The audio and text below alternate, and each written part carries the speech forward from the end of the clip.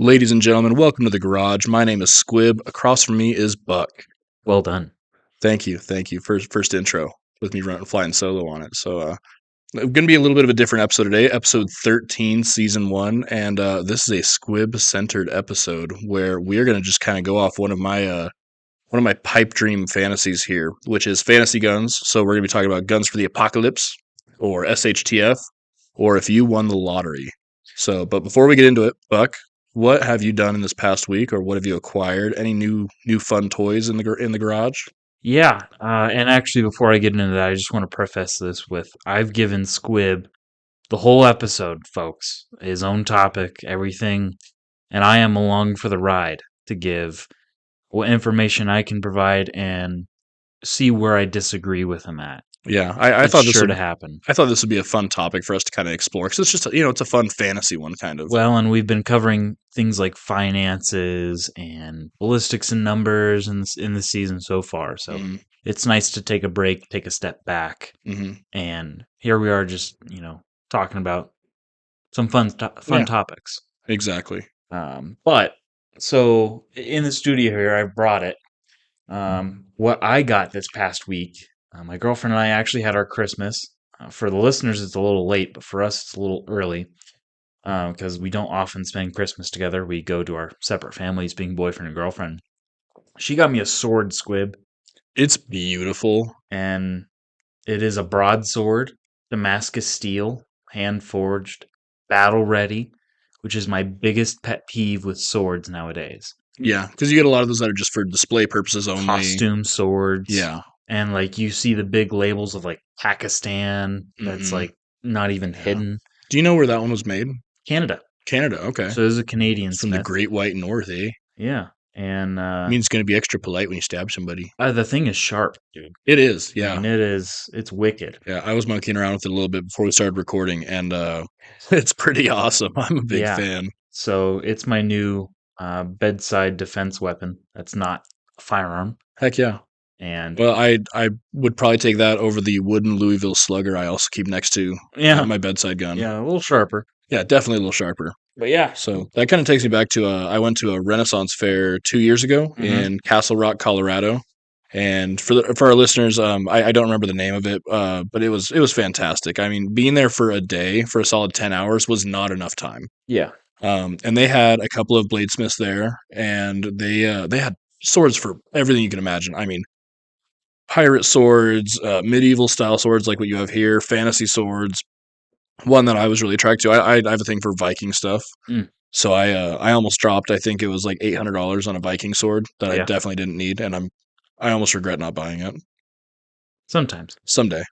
Yeah. So, but for this past week, I don't remember if I mentioned it on the last episode, but I had a really crazy deal come up for a CZ-P09. You did. Yep. Okay. Yep. We talked about this. Yep. It had not shown up yet, so I got a hold of Okay. customer service. And I was like, hey, just checking the status on this order. It's been like 14 days. What's going on? Squib. Actually, it ended up being okay. And I got a hold of a nice gal. I think her name was Susan with Family Guns. And I'm honestly going to give them a shout out because they handled this very well. I emailed them and I said, hey, what's the status on this order? And she's like, well, your FFL isn't current. We don't have a current FFL on file. So can you get a hold of them? And I kind of had that funny hat drop moment where it's like, I am the FFL. Yeah. And so I just sent him a copy of the FFL over. And she was really cool about it. She said, okay, cool. I got this. I sent that over to the distributor. It'll be shipped out tomorrow. So I'm very excited with the way they handled it. And it worked out really well. So, and actually I got her personal number in case there's any issues in the future. So You're taking your Bitcoin and running. I was a little worried. I mean, I did PayPal it. So, Okay. but goods and Goods and services. services, Yep. Got to do people, that yeah. goods and services. Check that box. It's worth the fee. Well, good. I will look for that in the coming weeks. I'm really excited Hopefully, for the it. coming days. Yeah. I think what we're going to end up doing is ordering from CMMG their full trigger kit for it because they are literally the same as the Cajun Gunworks trigger kit, Okay. but they have it on sale right now for like 40% off. And I don't mind CMMG. I don't mind. I've used them for a few replacement parts and stuff. I had one, I can't remember what gun it was, but I replaced some parts in it. And my gunsmith, that's what he suggested because what kind of spawned this was I was looking at a CZ-P07. And then my gunsmith brought in his P09, and I fell in love with it. And he's like, well, if you want it to feel just like this, here's what you order. And they're 40% off right now. So I think it's it's going to get ordered. Good. Good. So, well, with that, Buck, let's dive into our main topic here, which is Perfect. fantasy guns or guns for the apocalypse, SHTF, or lottery winnings. Stuff that's like very, very slim chance of happening. Yeah, yeah, exactly. But it's, one thing I really liked about the whole zombie apocalypse craze that was, let's call it 10 years ago, when Walking Dead was coming on TV, it kind of set the tone for people for disaster preparedness, Hmm. but made it in a more fun fantasy way. Yeah. There were, of course, those people that took it way too serious. They're like, well, I literally am preparing for the zombie apocalypse, which, cool. If you're doing that, go for it. If that's your way of getting into disaster preparedness, cool. Okay, whatever. But I think it really did open people's eyes to, okay, there are things that can happen in this world that you might need to be prepared for. That might be similar, but obviously not zombies. Yeah, but similar But struggles without electricity, without running water, without goods and services the being available. plan to get away from the big city. Exactly. I think that's a big thing that people overlook is, the plan to get out of a large population and making sure that it's not so similar to the bulk of the population that you live with. Yeah, absolutely. Now, granted, we're in an area where our population around this area, within 5 miles, it's about 20,000. This is not a small area. It's not a big area either. So we're in a little bit different situation than some are. But But I certainly wouldn't want to be stuck downtown. well, and I'm from the Kansas City area, Hmm. and Kansas City being you have Kansas City, Kansas, Kansas City, Missouri, and there's just a large range of just endless suburbs, and different, very inner city vibes that go for quite a few miles. So Hmm. it's not as simple as living outside of Kansas City because it just covers such a large area with highways Yeah. and different things. Yeah, and I think some people have the fantasy of, oh, when SHTF happens, I'm just going to run down to my local Walmart and raid it, or Mm, going to go to the hardware store and just take all the stuff. I just don't think that's realistic. no. I think there's going to be a lot of dead bodies on the ground if that would happen, because Yes. people are going to be panicking, and the value of human life sure seems to diminish when people are in a panic. Hmm. So, but it did kind of give people that mindset of, okay, maybe I need to be prepared for some Yeah. things.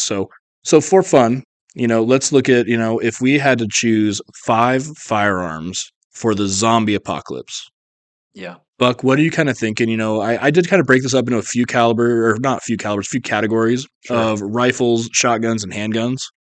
I wouldn't say you need, two of these, one of these, and two more of these. I Hmm. would say, it's going to depend on the individual and kind of what their thoughts are.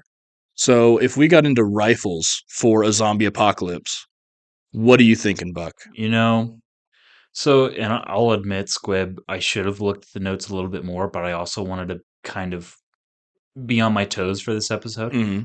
Um, and so looking at this now, just for clarification, are we going zombie apocalypse? Yeah, we're going zombie Okay. apocalypse for this one. Just kind of, that fun Yeah, fantasy idea. sure. I would want. Oh man, this is tough because I can go a couple different ways with this Squib. Hmm. I would love to have either a bolt action 308 or a bolt action 300 blackout. Okay. And I say that because the barrels are threadable. Now AR-15s, yes, they are threadable. Hmm. But if I want to travel towards absolute silence, I want a bolt gun, Sure. threaded barrel, suppressor, and then 300 blackout. I Subsonics are very easy with that. However, I think the first issue you run into with zombie apocalypse when you have firearms is ammunition. Hmm. And so when I look at that, I think it's a lot more work to take even 223s converted to 300 blackout, Hmm. whereas 308 has 7.62 NATO, and that brass and that ammunition should be aplenty. You would hope so. Yeah. Yes, with the military adoption being a thing. So it's kind of a toss up. You can make subsonic 308 loads, Hmm. and so that's kind of why I'm veering towards 308 7.62 by 5.1. But part of me also really wants the point is I want something suppressed and not semi-automatic Okay. because my big thing is going to be conflict avoidance. Sure. And so I'm not going to be focused as much as, dealing with a horde with Hmm. a semi-automatic firearm. Sure. I gotcha. I was just kind of thinking, did you ever watch that show Sons of Guns back in the day on Discovery Channel? I would think I was a little young when that show came out, You might have been, yeah. but That yes. that was a great show. I remember they did an episode on a zombie apocalypse gun, Oh, and it was a competition between half the shop building one and half the shop building another. And a big thing that was brought up was ammunition availability and ammunition weight. Yep. And there's that theory that okay, you're fighting zombies, they're already partially deteriorated corpses. Mhm. You're not going to be penetrating a Yeah. full, healthy skull of a human, let's say. Yeah, you don't need a 50 cal Right, to pierce right. whatever armor there is. Yeah. And as I recall from that episode, I'm really thinking back, that was like 10 years ago. Might even been more. I think one half of the shop built an AR-15 and 223-556, and it went Mhm. very well. Of course, it was suppressed. And the other side of the shop, I think they built a 22 Yeah. because the argument was, I can carry 10 times as much A ammunition as you lot. can. Yeah. And I mean, it's plentifully available. It's easy to stock up on. And that's a very good point. The thing I would throw into that argument is my rifle would also be a large source of sustainment Hmm.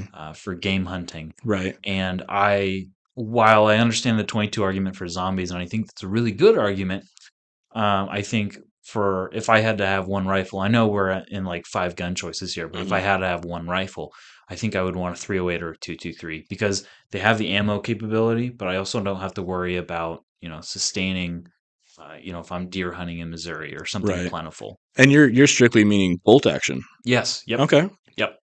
And Respectable. well, and the one thing I've noticed shooting AR-15s, AR-10s, when you're semi-automatic, you burn through so much more ammo Absolutely. without even thinking about it. Yeah.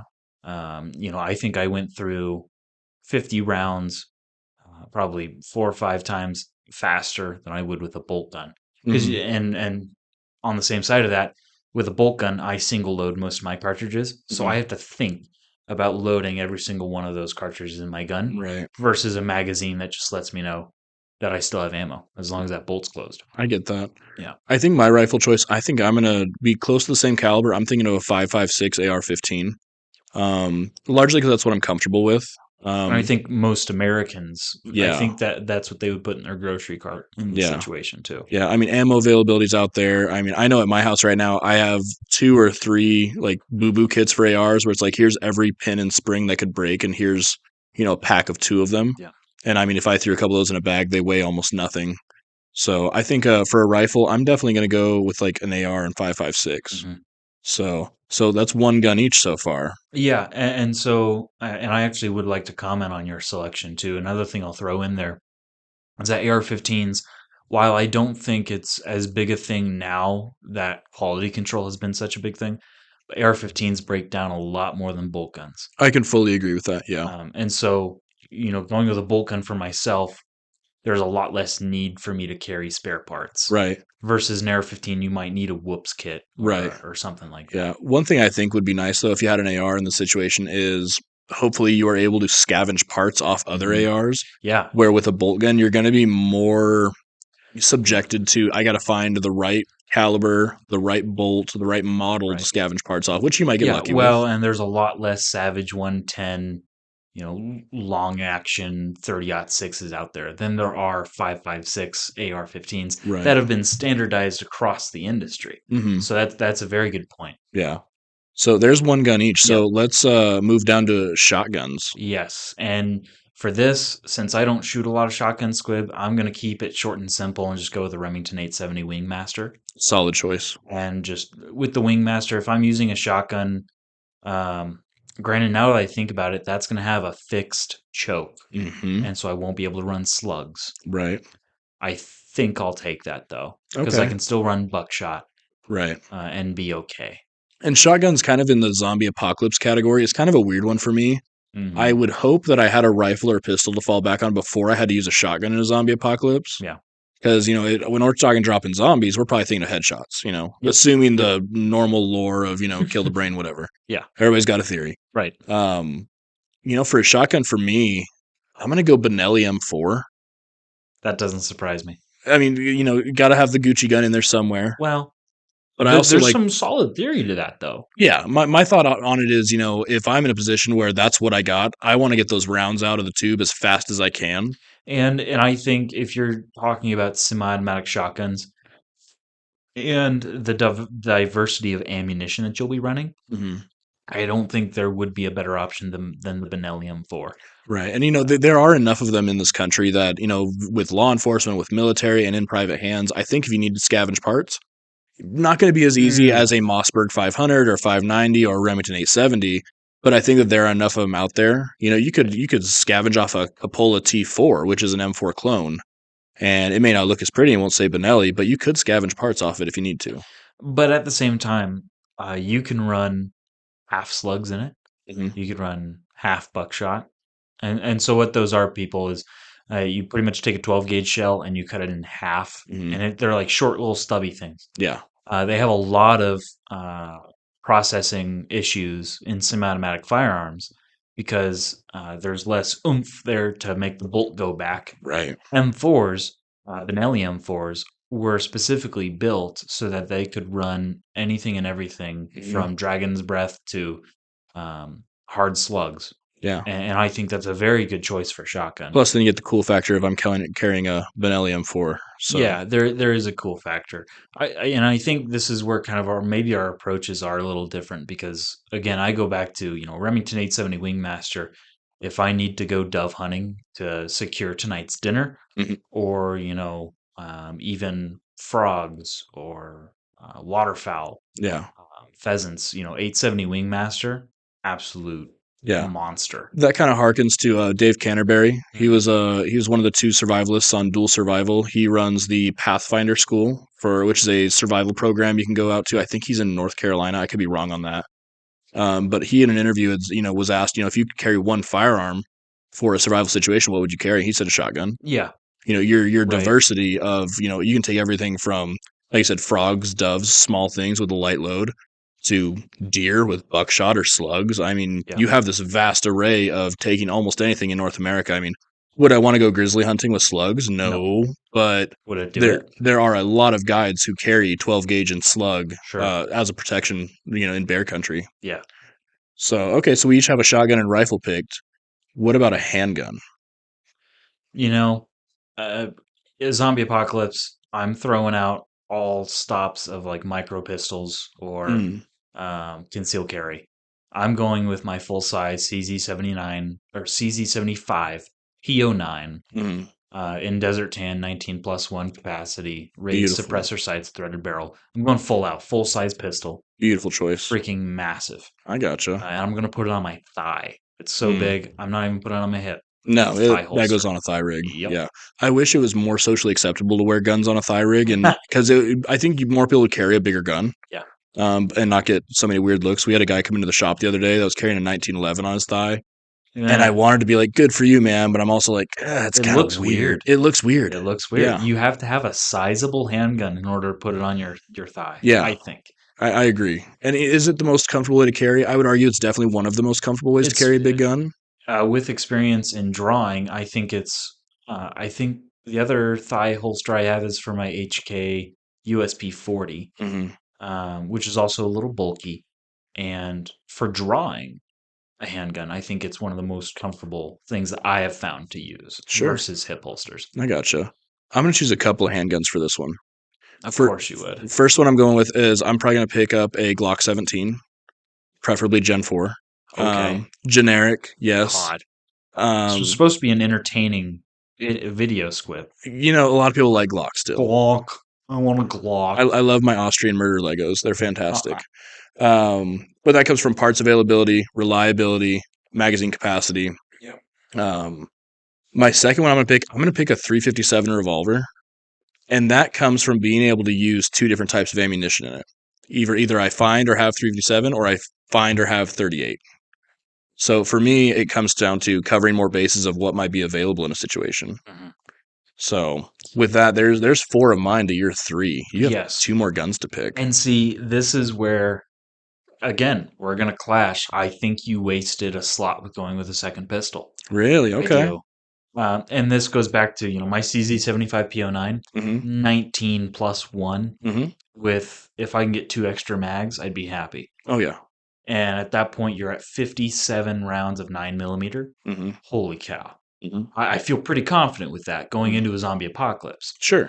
versus, whatever you can fit into a Glock 17, which granted, Glock mags are Glock mags. So Mm-hmm. you, you think of a capacity and it's there. Yeah. Yeah, I have many a 31 round stick at the house for my Glocks. Right, but also it also goes to what's convenient to carry as well, Hmm. and you're not going to have that freaking 31 round shaft sticking out of your Yeah, back. I would hope not. My brother and I, we call them wizard sticks because you wave it, it makes problems disappear. Yeah, there you go. So I mean, going with a Glock 17 and a revolver, it's not that it's a bad choice. It's just, man, I would feel more comfortable going with another rifle. So here's my Hmm. number four, and I would go with a Ruger 1022, Hmm. or better yet, maybe a bolt action Hmm. 22. Dang it, stealing my fifth choice. I was definitely going to go Ruger 1022. Yeah, and again, you get back to you can suppress it, Hmm. quiet as a mouse. Now, granted, I do maybe that'll be my semi-automatic option. Just Hmm. go with the Ruger 1022 and keep the bolt action 308 and 300 blackout for the more mean targets. Hmm. Because the other thing you have to think about too, Squib, is if you run into less than friendly humans that might have plates, then suddenly my choice for a 308 bolt gun isn't so silly. No, absolutely. Which, not to say that you insulted that, you didn't, but I think for my fourth gun, I'm going with a Ruger 1022 and 22 long rifle. Solid. I You still got a fifth gun. I know, You have an open slot here in your inventory. and my whole approach towards the zombie apocalypse is actually not as much leaning towards firearms Hmm. because you go to the Walking Dead universe, and ideally you would have so much limitation on ammo. Hmm. Yeah. If you thought about the availability, where do you get it? How does it get into the world? You have so much crippling you there that I would be more of a melee weapon person Hmm. myself. See, and I think I want those things as far away from me as I can. Yeah, I don't want to even get in biting distance with a zombie. So I'm like, if I could drop this thing at 100 yards, I'd be happier. yeah. So I guess at that point I would go with another shotgun, Oh, really? something that can run slugs. I Okay. think, Gotcha. which I'll open that up to any shotgun. Sure. Even if it was like a single shot, Hmm. Yeah. straight pipe, I'd be totally okay with that. Well, the argument on those guns, in my opinion, is that, they've lasted 50 to 100 years already. They're going to keep Right. lasting as long as you take care of them. And this might be a great place to put the Stoger uh, coach gun, Oh, yeah. the Okay. double barrel coach gun. Mm, I think that'd be that'd be a solid choice. cool That'd be and pretty and great. light enough, small enough to where it's Yeah. packable. Now it is still heavy for a coach gun. Yeah, but your reliability's there. You can Yeah, reload those pretty dang quick, and you don't have to be a cowboy action shooter to get good at that. yeah. And I will keep it in 12. I was tempted to say that I would have it in 20 Hmm. because 20 gauge would be pretty mean. Yeah, yeah, But you and go back to lighter. the ammo availability, and Hmm. I think I'd feel more comfortable with 12s. Right. Okay. So those are my five guns. You still have one left. No, I picked up the Ruger The Ruger 1022 as my 1022. fifth. That Yeah, that you're was. going with that? Yeah, I mean that just made sense to me. Hopefully, dropping zombies at 100 yards or less and doing it quietly Yeah. and efficiently. So, as a bonus here, pick two melee weapons. So this is actually why I brought my sword here for our kind of intro, because I think this would qualify. Well, ooh man, this is a lot tougher because this includes knives, Let's assume you have a not pocket knife. not like filleting knife or like Okay. pocket Yeah, knife, we're but talking like a combat a knife. combat Yeah. knife or hunting knife, like a Hmm. like 6-inch blade or more Yeah. kind of knife. Yeah. So if you're gonna grab a K bar, that is in the running here. Right. Which just changed the game for Yeah. me. Yeah. Because I mean, you would think in a survival situation of any kind, I hope I have my K bar with me. Yeah. So I have a Damascus steel katana Nice. at home from Japan. Sweet. Um, that is the sword, Hmm. like period. Um, I'm torn in Lord of the Rings, which is my fandom. There is this knife that a character called Celeborn gave to Aragorn. It was this massive hunting knife that Hmm. I would absolutely love. Yeah. It was almost like a short sword, as I recall. Uh, Borderline. It'd be so, and actually, I can bring this up. You remember when I brought that knife in for you and Hmm. Yeah. DEF CON The to? bear Oh my killer, as I god, refer to it my as. throwing knife. I'd probably go with that. Yeah. Because for you people listening, I throw tomahawk and knife, which it's unfortunate I can't count both But my throwing knife would probably be my second, and it is massive. That thing is probably 12, 14 inches long, Easily. um, and I can throw that thing. Yeah. And just put it on the small of my back to where Hmm. I can get it out if I needed to, and then have that katana. Those are my two melee weapons I'm taking. Solid. I'm gonna go a little bit fantasy here since we're already going down a fantasy rabbit hole. For a sword, I kind of want a scimitar. Mm, I think that they're really cool looking, and the blade profile on them is pretty neat. They're a very long sword, yeah. so in my opinion, I think that they are just really easy to kind of poke out there. For my second melee weapon, that was kind of a tough one for me, but What do you think about what I'm putting up on the screen right now? So the oh, Egyptian Kopesh. that was actually on a thing I saw on Instagram like a week or two ago about like pick your zombie loadout. That was an option on there. I think that they're awesome. My only thing is that I don't like how that the tip is. It might sound weird, but the tip on it's just a little strange. I don't know if you can be sharpened enough to the Dude, point where that you can would get it. gut you. It absolutely would. Yeah. Because that's almost a gut hook on the Yeah. backside. Yeah. I mean, if it was good enough for war in ancient Egypt, I would question how it wouldn't be good enough for zombies. So I would agree that they're pretty awesome. My second melee weapon, honestly, I'm gonna go with like a really solid spear. I'm thinking something. Interesting. I'm thinking something, where the shaft is probably about 6 or 7 feet in length. Mhm. Plus, you have maybe 10 to 14 inches of blade on the end. That's able to go pokey pokey from pretty far away and keep those things off me. So I'm hoping that that would help limit any biting I would run into if that was how it was being transferred. So I want to give you something to think about, Squib. Let's hear it. How about either, or just take a pick of the litter, a World War I or World War II bayonet, Mm-mm. and there you go. Because Solid. a Yeah. lot of the design features with those bayonets was if you needed to in the wilderness, you could make your own spear shaft, Yeah. and there's your bayonet, and suddenly you have a spear.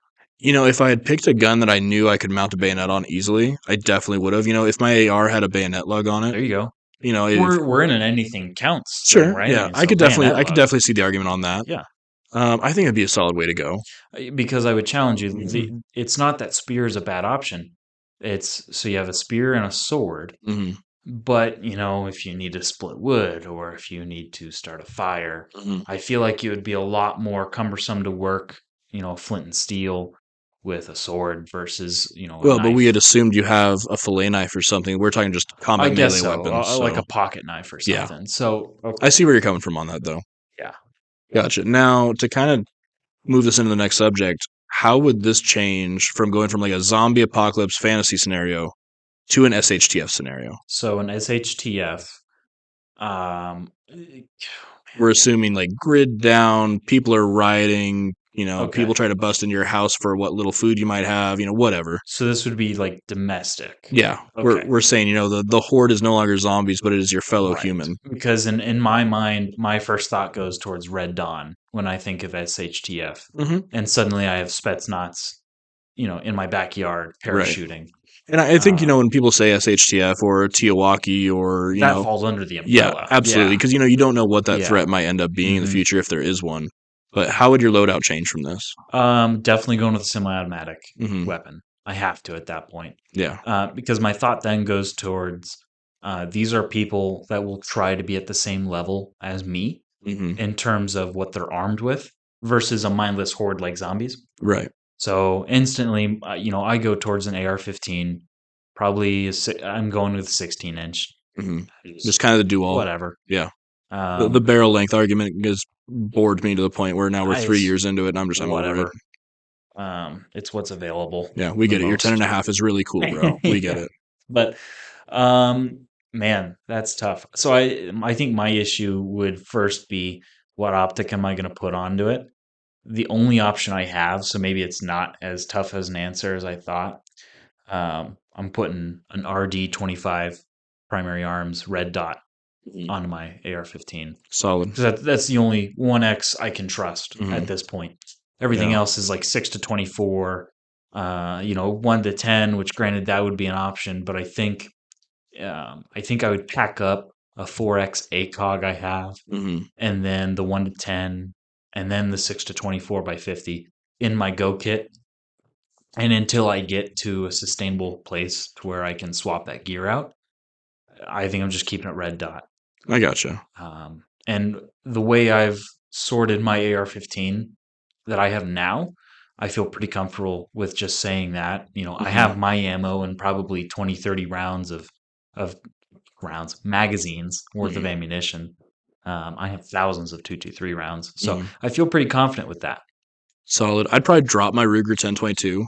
I'd probably go with an AK for my secondary, just Hmm. for ammo availability, reliability. Again, it's kind of like the same handgun argument I had, where hey, I can take more types of ammo. You don't know what you're going to come across, and you're going to run out of stuff eventually, probably. You know, I don't like AKs. I know you don't. I I'll never say understood it. why. Well, the whole reliability thing, I don't get it. I mean, less moving parts. Maybe in like 1950s and 1960s when Stoner was still sorting out his stuff with the AR-15s. I get But like that. I think it's the same argument you put on Glock. It's like, yes, it's the same thing we've been doing for Mm, 40, 50 years. yeah, But like at what point does that argument get stretched out to where you need to do something right. else? Speaking of that, did you see the new Glocks? Oh my god. They're pretty Does it cool. look like a brick? It's the same Glock. It's Oh just my god. it's compensated. So annoying. It's compensated. That's it. The Whatever. Glock 17C, the Glock 19C that's out now, they're just compensated from the factory. The other thing I'll say about AKs is I've never been as comfortable behind an AK than I have as an AR-15. Okay. See, I had the pleasure of shooting one about 4 months ago that my brother had, and I really enjoyed it. It was Hmm. I think it was like a Palmetto, Yep. PSA AK-3. I'm probably butchering that. I don't remember what it was, but it was solid. I mean, it was really a point and shoot out to about 150. Mhm. It was fantastic. You had a little compensator on it and just irons, and out to 150 yards, it was really easy to shoot. And the takedown on an AK is very simple, very easy. I mean, it is much easier to take down an AK than it is to rip apart an AR-15 bolt quickly. If you don't know what you're doing, I Mhm. agree. Yeah. Yeah. On the reliability thing, I would argue a little bit. I mean, I've talked to a couple contractors that have worked over in Ukraine. A buddy Mhm. of mine actually just went back over there as an advisor. He's from the area here. I won't give any specifics, but he's on his second tour over there as an advisor. He actually dropped his AR and picked up an AK for a while, and said in the mud and in the trenches it was much easier to manipulate. Now that I could see manipulation, and a lot of those AK-47s were made with folding stocks and a Hmm. bit more compatibility on the Yeah, compactness that I could see. yeah. You And would geek out if I told you what he's carrying now, though. oh yeah, A 1941 production Lend-Lease contract Thompson oh M45. oh dude, that's cool. It is. Dude, that's like the chaddest thing you could It carry in is. Ukraine is a Yeah, Thompson. exactly. Now I don't know if you've seen any of the videos that have come out from all the armories and whatnot that they've been opening up, but there are thousands of Lend-Lease Thompsons, Hmm. of other machine guns and whatnot that were never even opened by the Russians when Mm. we did the Lend-Lease of World War II. Oh wow, So all of them are still brand new and unfired almost 100 years later. it's a shame. So, because he came into the shop a few months back before he was shipping back out, said, "Hey, I think he needed 6 magazines for a 45 ACP Springfield pistol he was carrying." Hmm. And I asked him, I'm like, "Hey, why are you carrying 45?" He smiles and he says, "Well, it's to match my main gun." And which made me curious. I'm like, is it a UMP in 45? And he's like, "No, I'm carrying a Thompson over there." And I asked him, "How did you find it?" And he said, "There was a crate. They said, take what you want." So I would love for him to slowly ship back parts, but I don't need to be Easy, any easy higher on the squib, list. easy Yeah, squib. it'd be cool. But so yeah, as far as the firearms different between zombie and SHTF, not a whole lot of difference, but you are looking at more of Mm. human to human, person to person conflict than a Yes. zombie horde. So Which, as soon as my potential conflict turns into someone who actually has a brain, mhm. that's when AR-15 or semi-automatic, or just I would say game changers, something that ups your level. Right, That's when that becomes that game. yeah. One thing I kind of liked about the whole SHTF idea, or not loved it, but maybe a great example of it was the Purge movies. Yes. There Yep. were a lot of really good takes on that, in my opinion, of the differing ideas people would have. You're going to Right. have those groups walking around with baseball bats and handguns, but then you're going to get that, let's say GWAT vet who sits up on his roof with a night vision scope on his And 308, just goes yeah, to and town. starts cracking beers and saying, "Okay, this is my lane of fire now. This And you mile of close an road." entire street. Yeah, Yeah. Yeah, I mean, I think that there's a lot of different ways that those movies really showed us, hey, there's a lot of different things people could be doing. Yeah, and so because of that, Squib, I'll give you my gun number two. I would probably grab my custom built LR308. Solid Stay choice. with semi-automatic. Hmm. Stay with military designed ammo, 7.62 NATO. But suddenly I've stepped into a DMR role to where, yes, my 5.56, 16-inch barrel, if I need CQB up close, I can do that. No Hmm. problem. If, and especially where we live, where there's corn for miles, Hmm. if I need to, even if it's sustainability, back to sustainability, if I need to go mule deer hunting or whitetail hunting, or if I need to go person hunting, Right. or if someone is trying to person hunt me Hmm. at, 4, 5, 600 yards, that's a rifle I've taken out that far. Yeah, something And you're comfortable with doing. yes, but I'm also keeping a semi-automatic, something I can put if I need to at 100 or 50 yards. Mm. I can put some lead down the range. Yeah, the term I love for that is force multiplier. Yes, You yep. know, That's one human with an AR with a bunch of mags is going to be more effective than three guys with bolt guns, for yep. argument's sake. Sure. One thing, when we look at an SHTF scenario, I think is there are people who are going to be panicking who are much less trained than we are. Mhm. There are also going to be those people who are not panicking who are much more trained than we are. And those are the ones you want to stay away from. Yeah, the guy who's the most calm in a gunfight, who just doesn't think there's anything different than any other day, that's the guy I'm worried about. Right. The guy who's like, oh, I did this for 8 years in the sandbox, or the Mhm. guy who's maybe, a contractor or whatever, the where that, chaos is now calm for them. Mhm. I mean, in a crazy gunfight, I'm going to probably panic. Yeah. There's not enough training in the world, I think, that would make somebody perfectly calm and cool and collected unless you've been there, done that, and Yeah. done it for a while. I feel like the almost the best metaphor I can think of, and this isn't to speak on anyone else's experience. It's almost like a glass, and then it's one of those things you can't imagine it breaking until it breaks, Hmm. and then once it's broken, you can't put it back together again. Right. That's almost what I would equate it to just by thinking about it. I don't have any experience or anything that backs that up, Mm. so please take that with a grain of salt. That's not to offend anyone. That's just my own thoughts out loud. Um, yeah. What are you thinking, Squib? I got stuck on thinking about going up against somebody that's way more trained than I am, and That's scary. we all may think we're big and bad with our ARs and our plate carriers and the gear we have and the training we have, Yeah. but there is always somebody bigger, stronger, badder, and more trained than you. There's always a bigger fish. Always a bigger fish. It's a I big just fish. watched episode 1 I yesterday. know. I literally watched it yesterday with my kid. That's He good. loved it. Um, So what else is changing?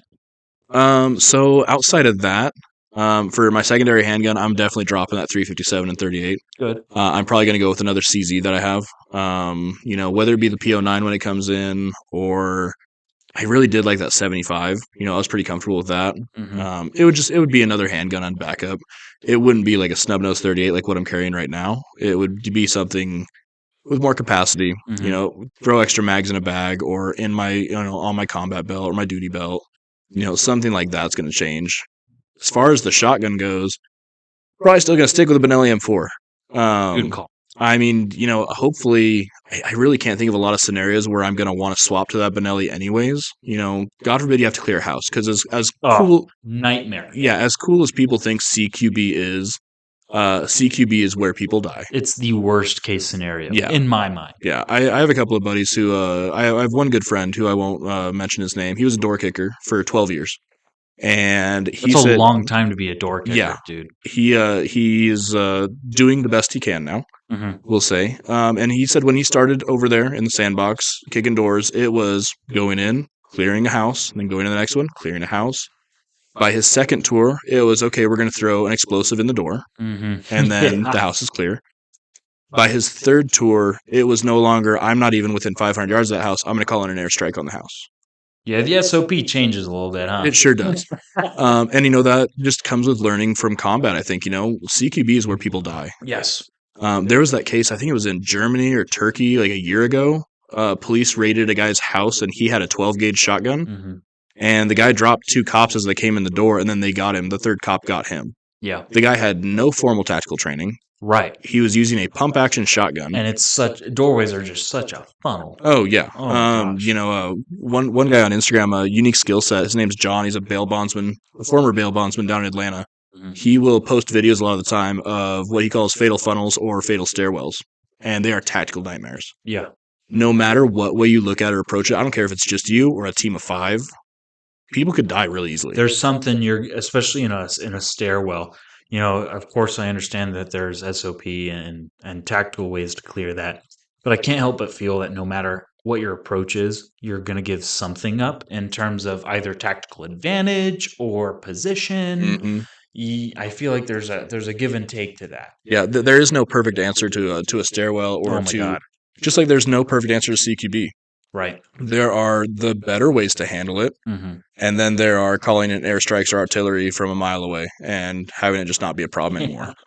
Right. So, it's just CQB has been so sexy in the gun community for like the past 2 years.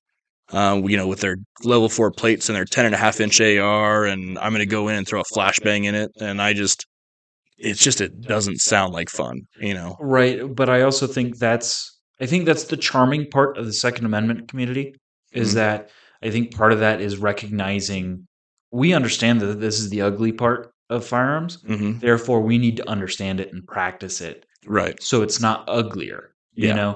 And I feel like that's a great part of the mentality of some of our enthusiasts. Yeah. I had done some CQB training like last year in the summer with a friend of mine out in Wyoming, and he would go into this little house and he'd say, "Okay, go start clearing the house." Which, by the way, if you're trying to CQB and clear a house solo, nightmare. Yeah. Nightmare.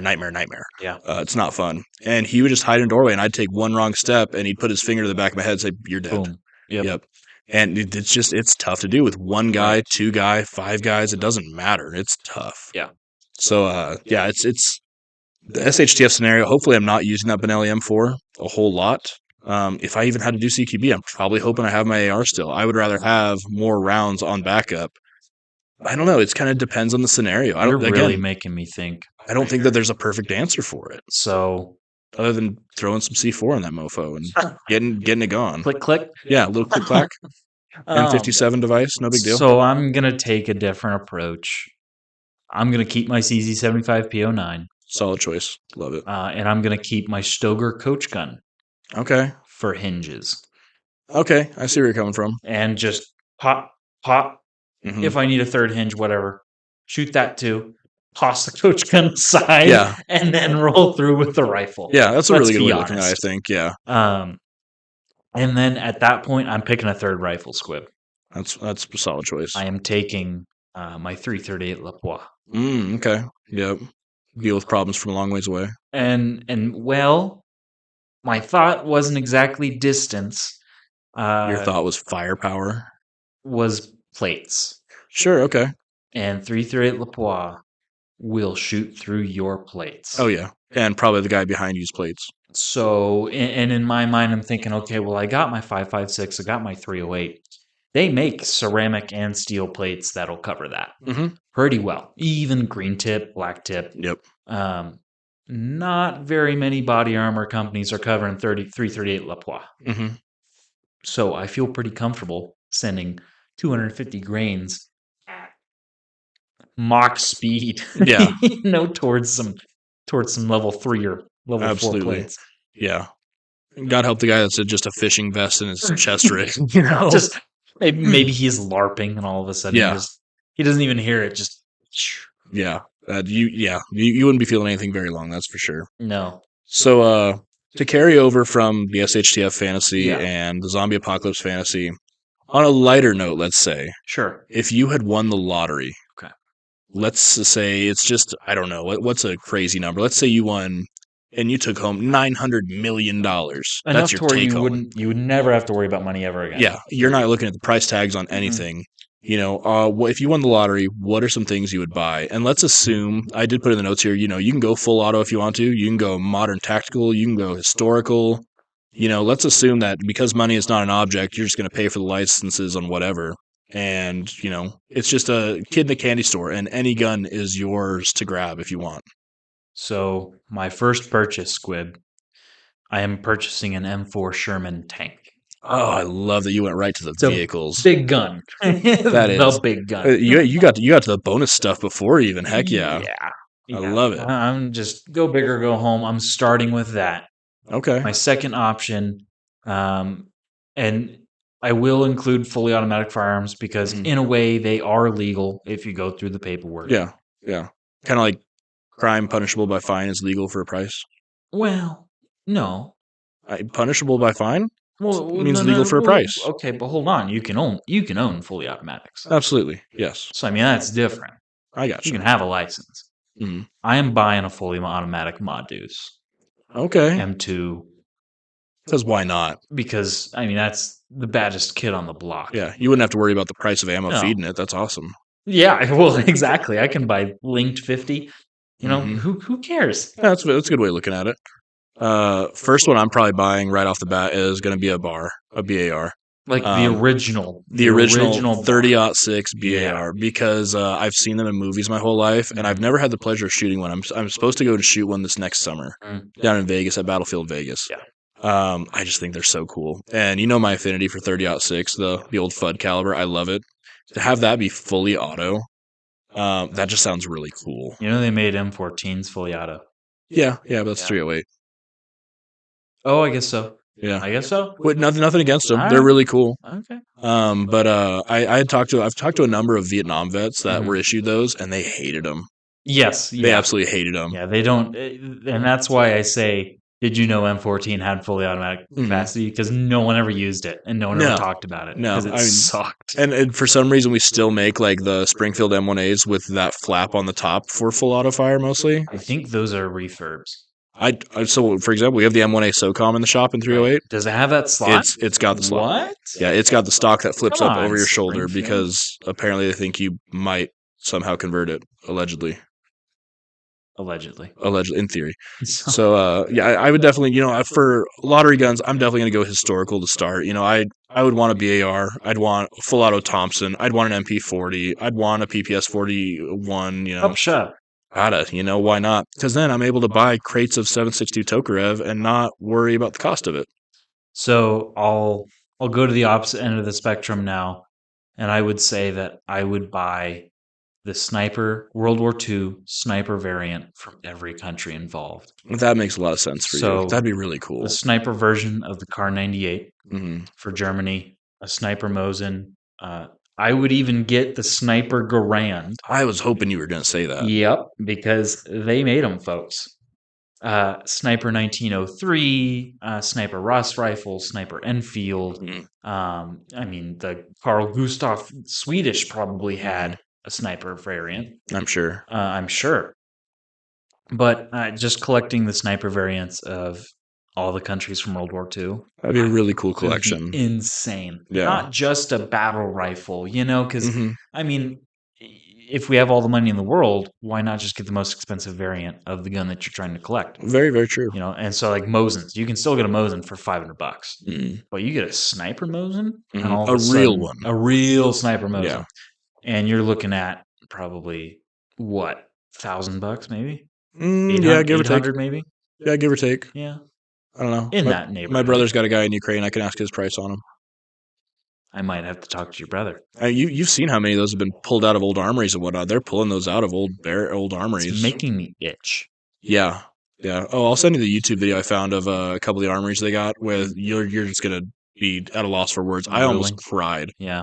I was on the phone with my now fiance when I was watching that video at one point, and she's like, "Are you okay?" And I was sitting there just like hysterically laughing. They're And crates of yeah, Mosins. there were crates of Thompsons. There were crates of every cool gun Yeah. you could imagine. I mean, it was like you stepped in a time machine. Right. So I was pretty jealous. As far as pistols go, are there any like historical pistols or really expensive pistols now that lottery? Yep, order it. Don't care. Um, you know, I really need to do more justice towards handguns because I don't think about them near as much. Mm, I would probably, I can't even say a big thing in my family is to collect Thompson Contender barrels, which are like okay. silhouette steel competition with pistols. Mm, And the big thing there was doing like wildcats and barrels and then just, selling the barrels and collecting them. Well, my grandpa's done that. So it's like, I can't even do that. I would say I would probably go on a Western kick, and I would start Mm, collecting some very rare technology for the time in the 1800s. sure. Okay. So I would get, volcanic pistols. Hmm. I would get some very nice Colt revolvers Hmm. that had very limited runs. Yeah. On the subject of a Colt, I'd definitely be getting a couple of singers from World War II, Yeah, just so I could say I had one of the few thousand singers that were ever known.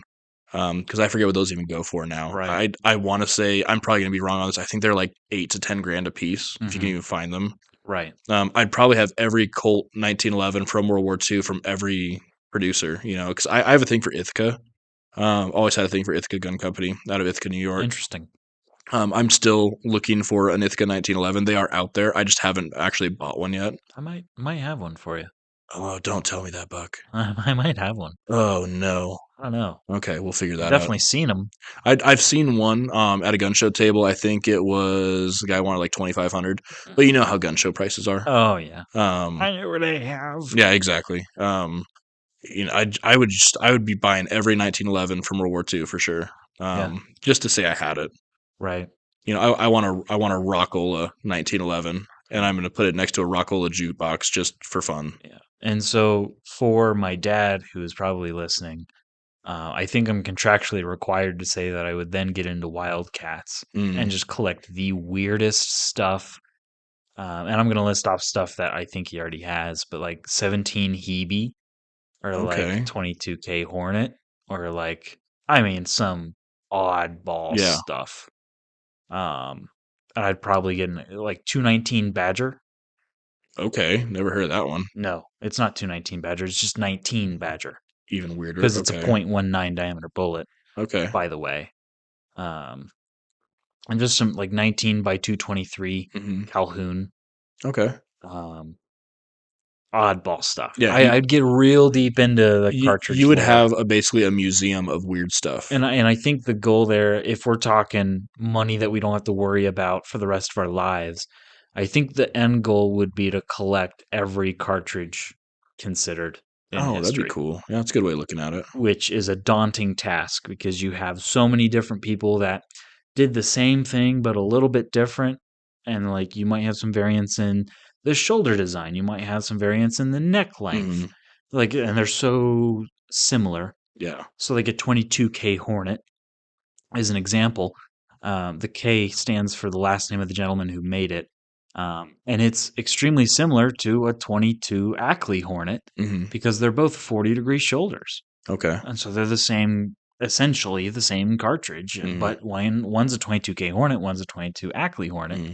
So, I mean, you just get into all of those, but I would collect them all, Squib. That'd be really All of cool. them. You'd basically have a museum for people to walk through and be like, look at firearms technology that you probably didn't know was a thing.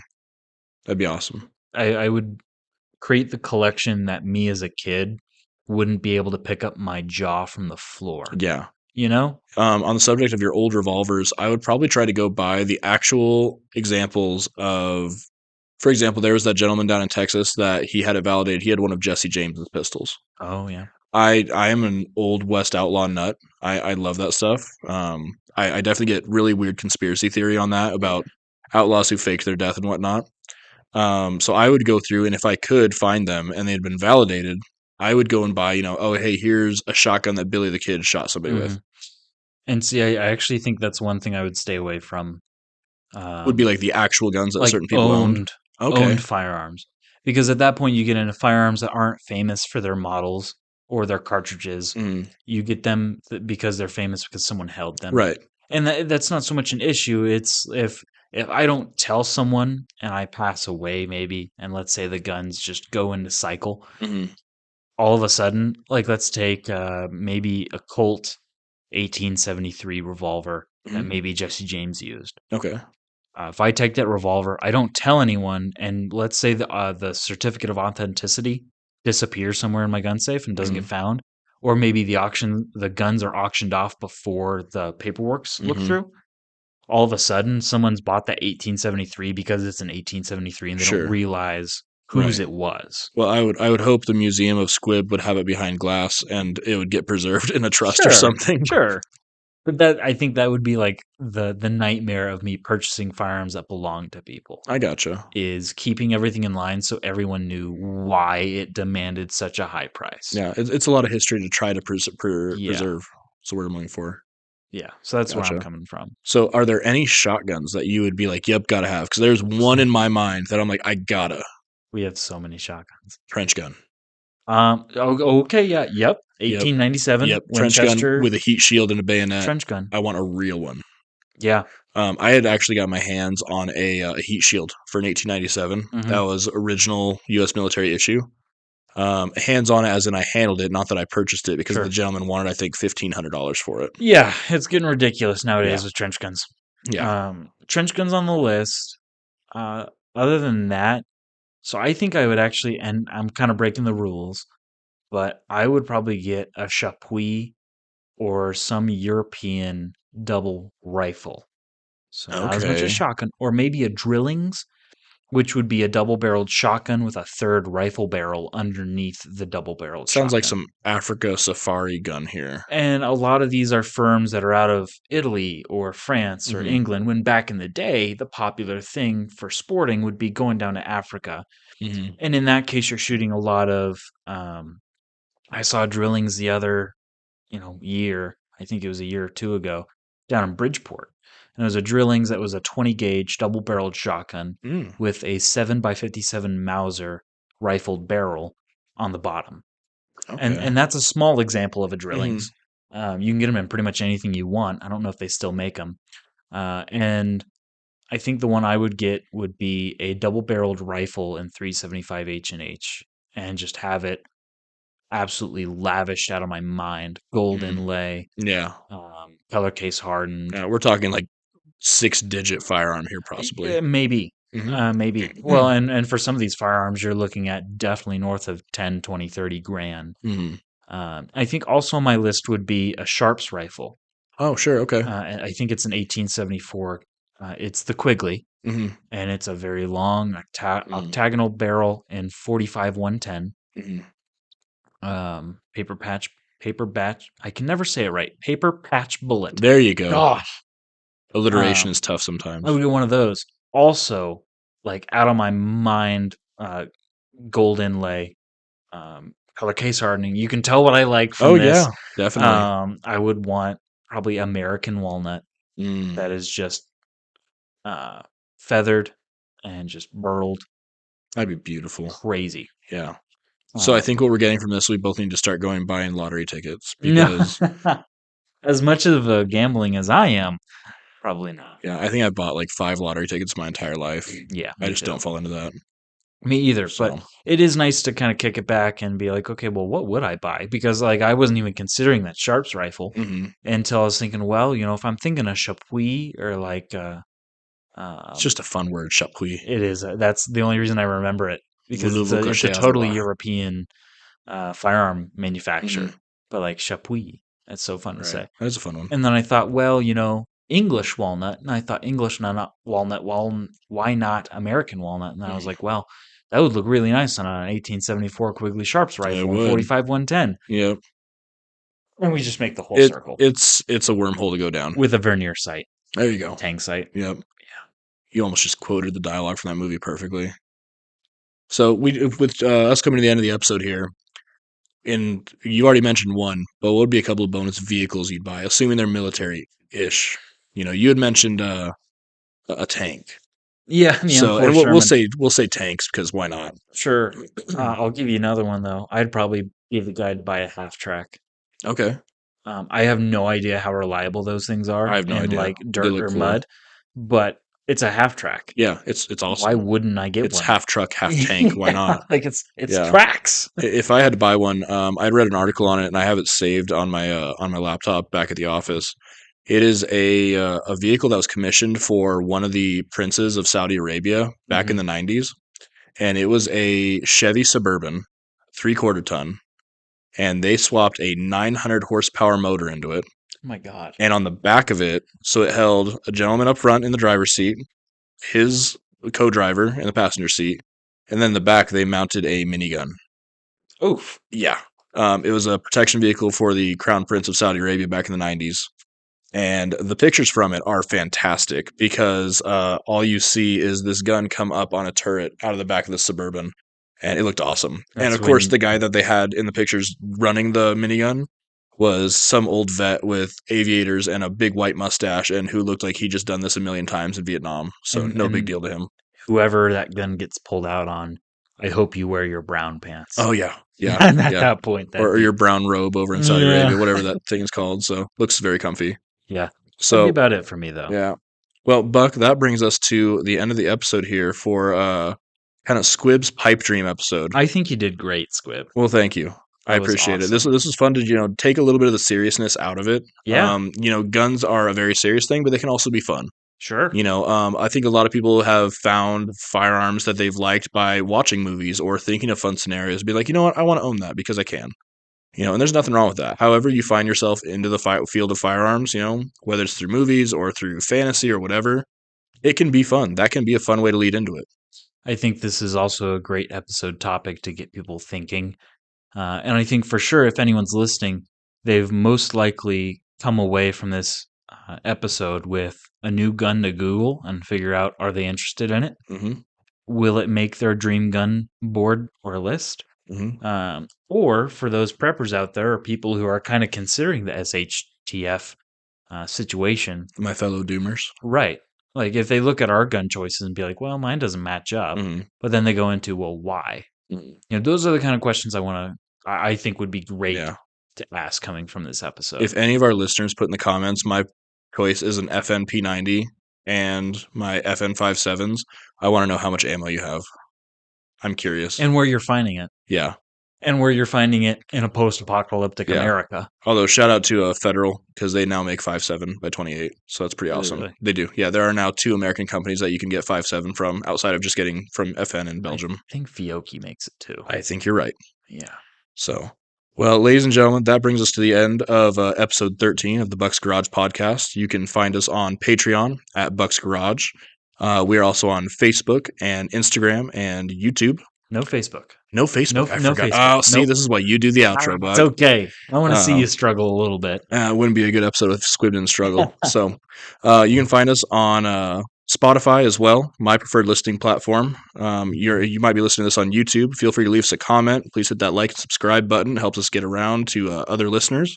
We'll be putting out more shorts here in the future, looking into our gun safes and kind of giving you guys the inside track on what we're doing. So you can find us at Buck's Garage Podcast. Speaking of that, Buck, you got anything else?